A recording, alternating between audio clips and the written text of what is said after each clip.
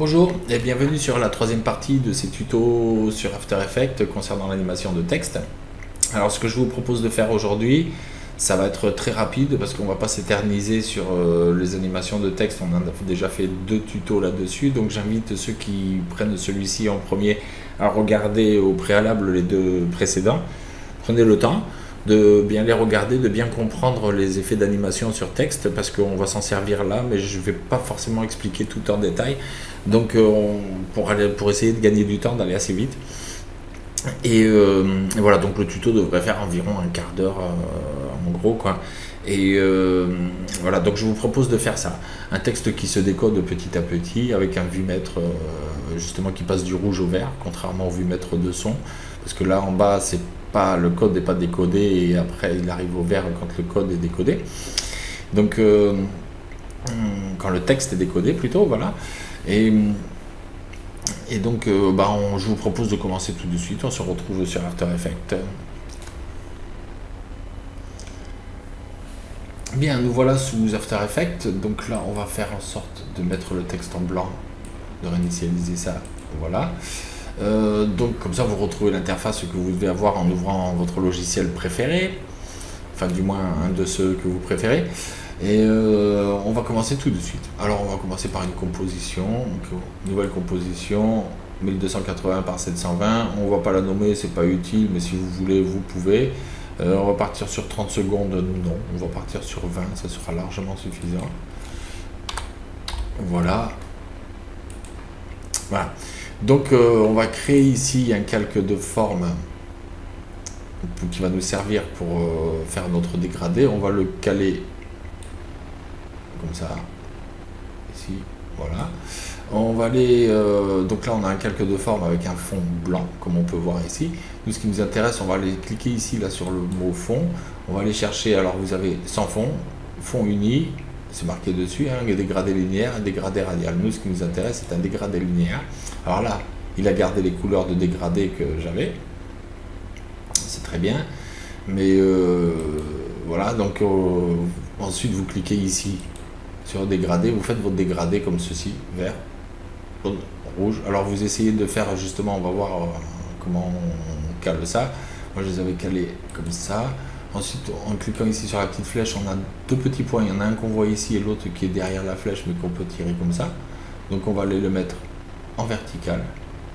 Voilà, on va les tirer vers le haut de façon à avoir les verts qui sont tout en haut. Les rouges, on va les tirer un peu de façon à avoir quelque chose qui soit un peu plus progressif. Et voilà notre joli drapeau Rasta, qui fait bien penser à l'Afrique. Sauf que là, nous, ce qui va nous intéresser, c'est pas ce dégradé là, c'est d'avoir ça au sein d'un vumètre. Donc pour ce faire, on va aller chercher maintenant un autre calque de forme. On va aller prendre ça. Celui-là, on va réinitialiser la couleur, on va le mettre d'ailleurs, on va plutôt cliquer là-dessus, faire couleur unie. Voilà, ok, on valide. On va mettre une couleur blanche. Et puis, on va aller chercher ici, là, le petit carré à côté de la plume. Alors ici, vous avez différentes options, carré, enfin rectangle, quoi. Rectangle arrondi, ou ellipse, étoile et tout. Nous, on va prendre des rectangles. Vous pouvez prendre des rectangles arrondis si vous voulez, mais bon, on va prendre celui-là. Voilà. Et on se retrouve avec un joli carré blanc, si on veut, en plein milieu du dégradé. Nous, ce qu'on veut, c'est pas vraiment ça. Mais pour le moment, ce qui nous intéresse aussi, c'est de pouvoir faire notre sorte de vumètre. Donc, on va aller voir ici, dans notre calque de forme, qui est celui-ci. Celui-ci, on va peut-être pouvoir le renommer. On va cliquer sur Entrée, on va le nommer dégradé, comme ça, on va pas s'en mêler les pinceaux. Voilà, et celui-là, on va l'appeler vumètre. Voilà. Moi, je suis un peu gêné par le micro qui m'empêche d'aller chercher les bonnes lettres sur le clavier. Alors, on part vumètre. Donc, celui-ci, on est là. On va le déplier, aller chercher ici dans les animations répétition. Donc, par défaut, il les répète sur l'axe des X. Nous, ce qui nous intéresse, c'est plutôt qu'il les répète sur l'axe des Y. Donc, on va aller chercher ici répétition. On va aller dans transformation, on va voir qu'ici la position X et Y, ici en X on est 0, en Y on est, et en X on est 100 et en Y on est 0, on va faire le contraire. Ici on va virer ça, ici on va mettre en position, on va caler de façon à ce que voilà, on ait un petit écart entre les deux. Ici on n'en a que 3, donc c'est ici au niveau du nombre de copies que ça se passe. On va monter un peu le nombre de copies par tranche. Voilà, je pense que là ça devrait être bon. 13, c'est bien. Donc là voilà, on a notre semblant de vue-mètre avec un dégradé, seulement c'est pas vraiment comme ça qu'on le veut. Donc nous, ce qui va nous intéresser, c'est ici, si vous n'avez pas ici ce mode normal où vous avez tous ces modes de fusion qui sont ouverts, vous le retrouvez en cliquant sur ce petit bouton ici, vous voyez là ça le fait disparaître. Voilà. Voilà, donc si vous manque des options, parfois le mieux, vous pouvez toutes les activer. Là c'est les temps d'entrée, de sortie de chaque clip, c'est pas forcément utile là parce qu'on n'est pas en train de faire du montage sur un effet, mais des fois c'est bien pratique, on verra ça plus tard. Là ici si on enlève ça, ben, on se retrouve voilà, avec juste les valeurs ici pour mettre les calques en 3D, etc. Ça c'est d'autres choses. Donc là ce qui nous intéresse c'est d'activer ça de façon à avoir ici le mode de fusion. Ce calque de vue-mètre, on va le mettre en mode de fusion, on va le mettre en modèle alpha. Ce qui fait que maintenant, on se retrouve avec un fond noir. Et notre vue-mètre qui est là, c'est très bien. On va se baser sur 14 secondes. Allez, 14 secondes. On va dire que le vue-mètre, il va progresser. Au début, il n'y aura qu'un seul curseur. Et à la fin, quand le texte il aura été décodé, tous les curseurs seront allumés, il sera passé au vert, il sera monté jusqu'au vert. Donc pour ça, on va aller ici dans le contenu, dans les répétitions. On a vu que ça se jouait ici au niveau du nombre de copies. Donc là on est à la 14e seconde. On va faire une clé ici. On va revenir à la première frame et on va mettre en nombre de copies 0. Voilà. Ce qui fait que là, normalement, on devrait avoir des copies qui arrivent petit à petit. Vous pouvez mettre sur 1 si vous voulez. Ouais. On peut mettre sur 1 de façon à avoir quand même un trait rouge au départ. On va mettre 1. Voilà. Une copie. Comme ça, on a un petit trait rouge qui arrive qui est déjà là au départ. Voilà. Donc là, notre animation de vue-mètre, elle est faite. On va maintenant s'occuper du texte. On va donc pour ça créer un calque texte. On va être original, on va taper plutôt After Effects. Hop, on va faire en sorte de le centrer par rapport au vue-mètre, que ça ne se chevauche pas. Voilà, on voit bien. On va le mettre par ici. Voilà, on va le laisser au milieu parce qu'en fait, c'est avec la position qu'on va faire descendre, qu'on va le placer en bas au départ et qui reviendra ici se placer quand on fait mesure. Ce texte, on va le mettre, nous ce qui nous intéresse c'est que j'aimerais bien faire un petit effet qui soit rouge au départ quand il n'est pas décodé et qui devienne vert au fur et à mesure que chaque lettre qui se décode devienne verte pour indiquer que c'est la bonne lettre. Alors pour ce faire, il faut donc avant tout mettre un effet pour coder ce texte. Donc on va aller ici, on va déplier le texte, on va aller ici dans animation et on va prendre non pas valeur de caractère parce que valeur de caractère nous changera tous les caractères en une seule valeur. Donc ils auront tous la même valeur, ce sera animé mais ils passeront d'une virgule à un chiffre, etc. Machin, mais tous ensemble. Donc moi c'est pas ce qui m'intéresse, moi je veux que ce soit des décalages, donc on va faire justement décalage de caractère. Décalage de caractère, on le retrouve ici. Ici, quand il arrive à la fin, donc à la 14e seconde, voilà, quand il est arrivé à la fin, on peut mettre une clé d'animation déjà. Et puis, quand il est ici, on va faire en sorte de décaler complètement les caractères. On va dire, on va aller chercher jusque là, par exemple. Je pense que 35, c'est bien. Donc là, comme ça, les textes, au fur et à mesure. Mais seulement le problème qui se passe, c'est que là, du coup, il va arriver à un moment donné où, clac, voilà. Ils passent tout ensemble. Alors pour ça, ce qu'il va nous falloir, c'est animer donc ce décodage de caractères, il va falloir l'animer. Pour ça, on a ici le sélecteur de plage. On a vu, nous, ce qui nous intéresse, on part bien du début. Les lettres se décodent du début jusqu'à la fin. Donc le curseur de fin va rester ici et c'est le curseur de début qui va être animé. Alors le curseur de début, au départ, il est là. On va donc cliquer ici, on va revenir sur nos 14 secondes ici, et on va... non, plutôt, on va plutôt mettre cette clé là, ici, voilà, puisque c'est ici qu'il est décodé. On va revenir ici, et on va mettre une clé d'animation ici. Donc ce qui fait que petit à petit les lettres vont se décoder théoriquement. C'est comme ça que ça devrait marcher.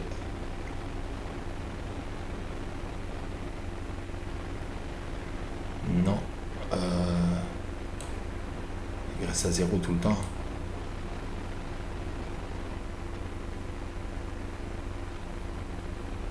C'est bizarre qu'il soit décodé dans ce cas là. Ici en fait à la fin il devrait être à 100.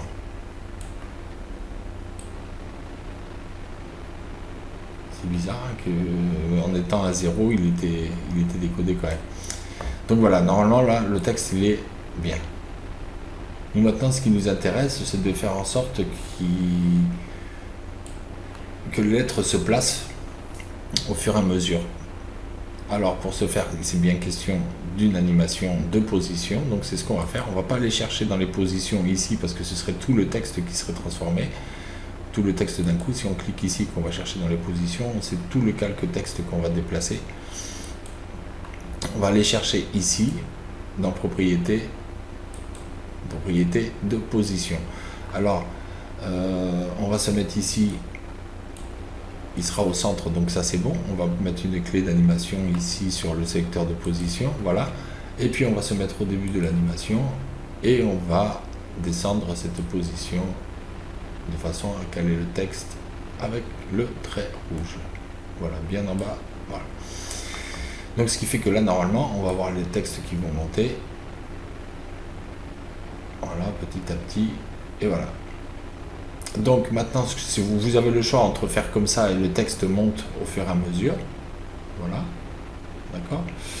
Ou alors sinon ici, cette clé de position ici qui est à la fin, vous la virez, voilà, et ça va se faire en même temps que le sélecteur de plage, c'est-à-dire qu'au fur et à mesure, c'est la lettre qui sera décodée qui montera, voilà. Moi je pense que c'est plus sympa comme ça, mais je voulais vous montrer la différence entre l'un et l'autre.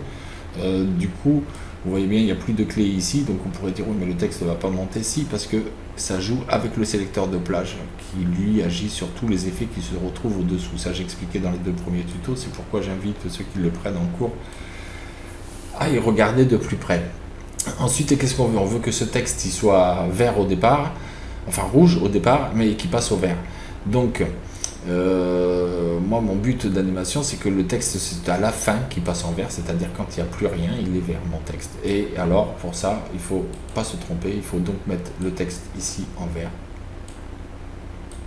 voilà, et aller chercher dans les animations toujours ici, on va, le sélecteur de plage on va le laisser comme ça, et on va rajouter ici une propriété couleur de fond RVB qu'on va mettre en rouge. Oui, ben voilà, ça tombe très bien, il est en rouge. S'il n'est pas en rouge, ben vous le mettez en rouge, parce que comme ça, voilà, on a toutes les lettres qui sont en bas qui sont en rouge. Et au fur et à mesure qu'elles montent, elles sont en vert.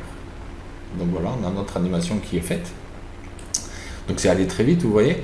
Et maintenant, ce qu'on va faire, ben, on va faire ce petit effet qu'on peut retrouver avec les trapcodes Regent.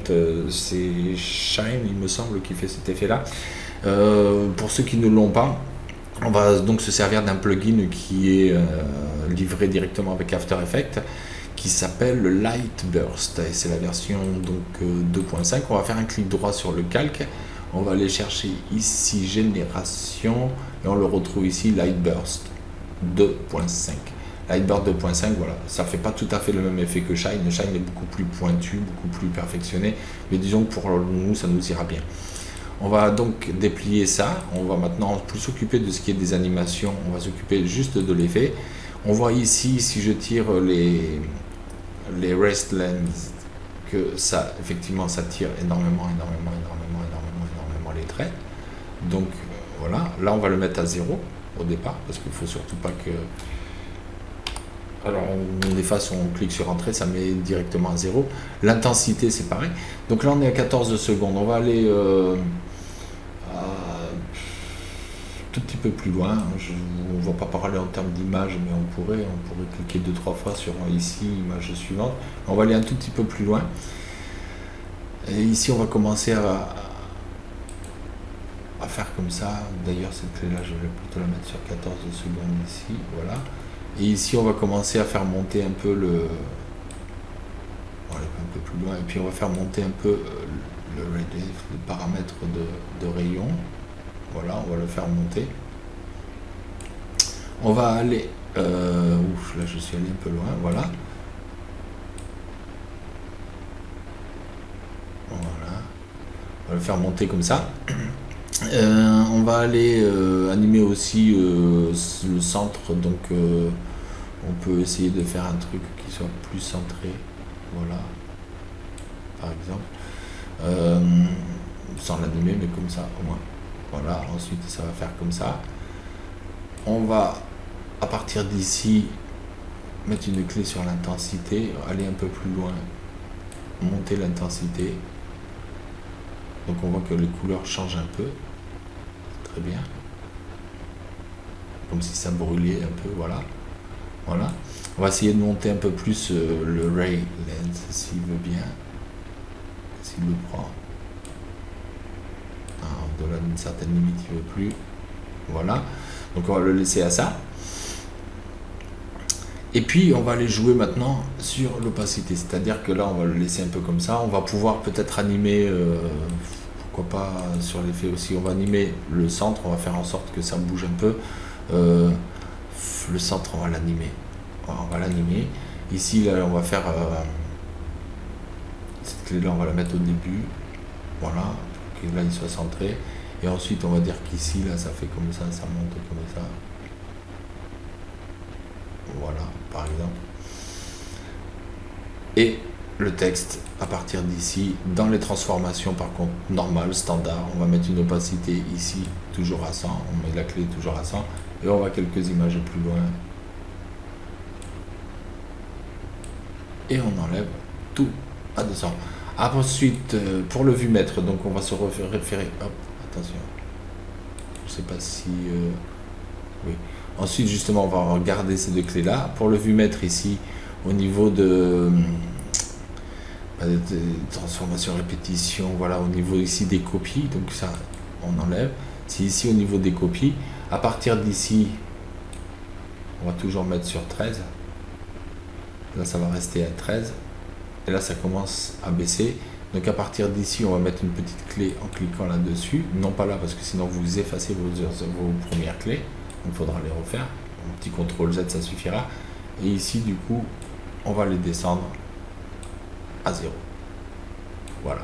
Ce qui fait que maintenant, si on regarde l'animation, on devrait avoir quelque chose, je vais vous le faire vite fait comme ça. Voilà, qui fait ça. Le texte qui se déchiffre. Et voilà, quand il disparaît, tout disparaît. Alors après, à vous d'y mettre un petit son dessus si vous voulez. Un petit truc, un petit son un peu d'électronique, de bug électronique, et voilà. Donc le tuto est terminé, il est allé très vite, mais comme ça, ça nous a permis juste d'aborder très vite fait le calque de forme. J'avoue qu'on n'a rien expliqué dessus, mais bon, on voit comment il fonctionne. On a vu le modèle alpha, on aura l'occasion de s'en servir, donc ça on va décortiquer au fur et à mesure des tutos, mais déjà ça permet une petite présentation rapide. Et puis voilà quoi, c'est un titre qui est rapidement fait, et qui prend pas de temps, c'est pas très gourmand en fait non plus. Donc voilà, je vous invite à tester vos propres expériences. Vous pouvez varier les couleurs, hein, vous voyez les dégradés, vous pouvez faire au niveau des dégradés, des calques de forme. L'outil est très pratique parce que vous pouvez mettre autant de couleurs que vous voulez, les orienter comme vous voulez, c'est vraiment sympa. Donc je vous remercie de m'avoir suivi jusque là. Je vous dis à très bientôt pour la partie numéro 4 où il sera question justement de calque de forme de texte transformé en calque de forme, et on animera ces formes là.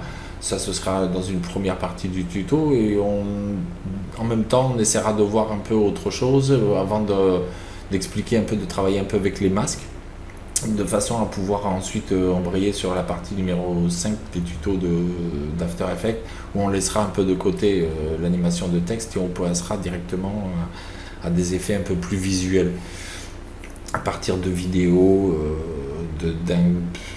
comment dire, d'intégration peut-être 3D sur de la vidéo ou d'effets spéciaux directement, on verra. Faites vos demandes s'il y a quelque chose qui vous tient à cœur. Sinon, bah, je vais réfléchir un peu à ce qu'on peut faire. Je verrai bien des petits effets spéciaux, VFX, si vous aimez bien tout faire péter. C'est pas trop mon truc. Mais bon, disons qu'on peut toujours faire. C'est quand même toujours assez spectaculaire de voir ce genre de choses. Voilà, je vous remercie de m'avoir suivi. Je vous donne rendez-vous donc très bientôt. À la prochaine. Et passez faire un petit tour sur Graph4Graph si vous n'y êtes pas encore inscrit. On vous y attend pour un peu de tuto, de renseignements, un peu de déconnade. Et puis voilà. À très bientôt. Au revoir.